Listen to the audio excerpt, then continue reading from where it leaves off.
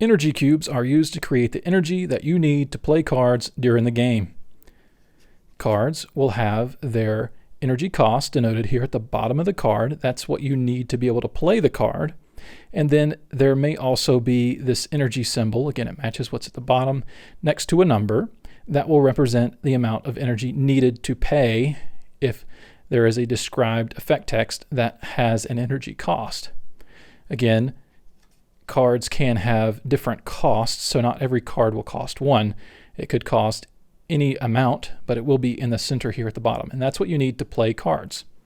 So let's get back to this energy cube and walk through how you get energy cubes and then how you create energy with the energy cubes. And you'll note that I am saying you'll use energy cubes to create energy. They are not actually energy themselves. So first, how do you get an energy cube? During the game, there will be 32 energy cube cards set aside for you to claim during the game. You can gain them or claim them during your regroup step. So after you draw, you don't have to, you may get one of these. So do not forget, if you do, it's tough luck for you. So again, make sure you get this during your regroup step.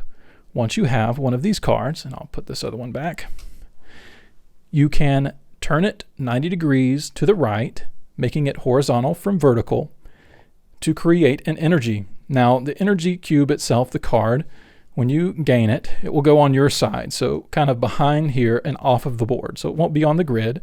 It does not exist as part of the battlefield. And then when you turn the card, that's when it creates an energy. There are no tokens or components to keep track of energy, so you'll have to keep track of how much energy you have that has been created during the game mentally, just in your mind. And at the end of the turn, energy will go away. So if you create energy on your turn, say we turn this card from vertical to horizontal, that will create 1 energy at the end of the turn, and I declare the end of my turn. That energy, if it's not used, will go away. And if on my opponent's turn, I decide to create an energy with this energy cube, at the end of their turn, that energy will go away. Now, once an energy cube card is turned horizontal, you can change it back to the vertical position for free. You don't have to do anything for that, but you can only do this during the regroup step of your turn. So you'll draw, you will get a new energy cube each turn, and you may do this. And then additionally, if this was horizontal, you can change it to vertical during that same regroup step. So let's say we have both of these. Horizontal, it's the draw step. We'll draw for the turn.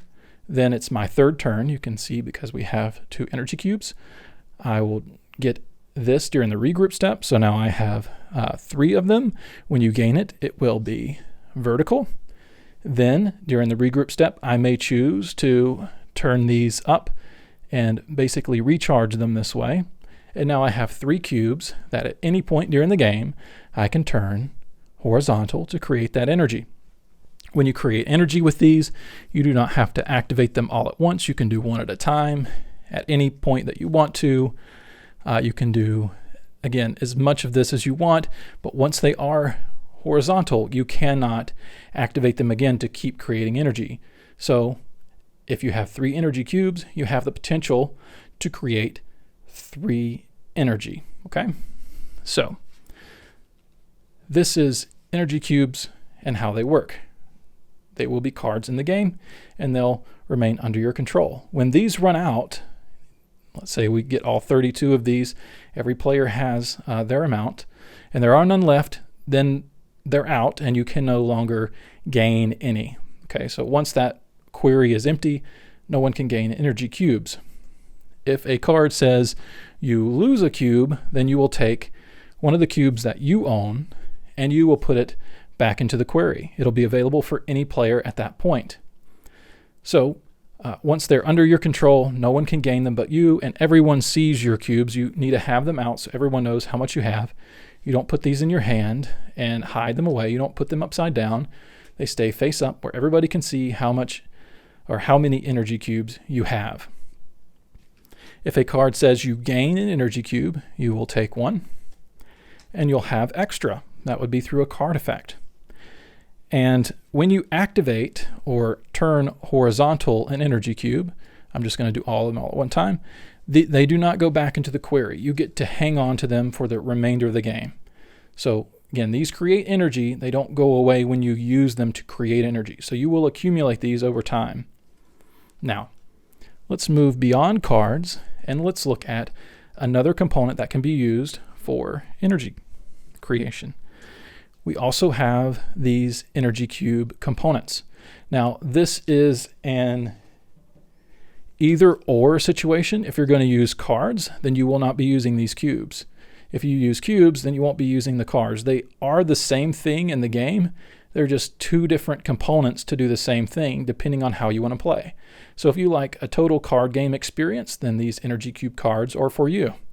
If you prefer a more board game experience, these components are for you. And you could use dice or any other component that you want for these types of components. Now, let's look at how these work as compared to energy cubes. All the rules are the same, however, how you activate these energy cubes is different. So I'm only going to have 3 here, but this will represent our query. There should be 32 of these at the start of the game. Again, everything's the same as with the cards. The only difference is we can't turn them from vertical to horizontal. That doesn't make any sense.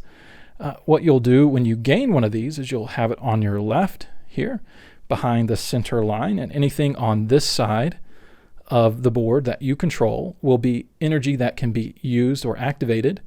Okay, so we can activate anything that's over here. When we activate it to create an energy, that will drain the cube, and when we activate an energy cube, it does drain it as well. That's just a keyword to be aware of.